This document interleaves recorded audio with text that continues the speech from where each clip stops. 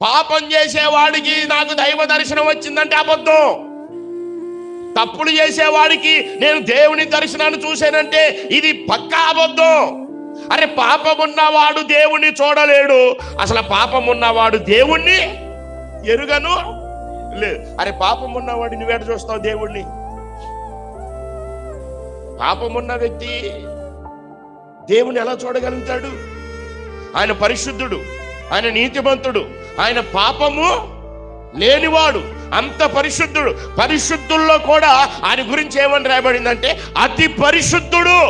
ఇక్కడ దేవుని వాక్యంలో ఏం చెప్పాడంటే, తల్లి గర్భం నుంచి జన్మించడం అనేది మానవులైన మనందరికీ అది సహజమైనటువంటి జన్మ.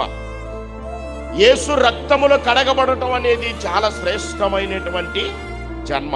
దేవునికి స్తోత్రం.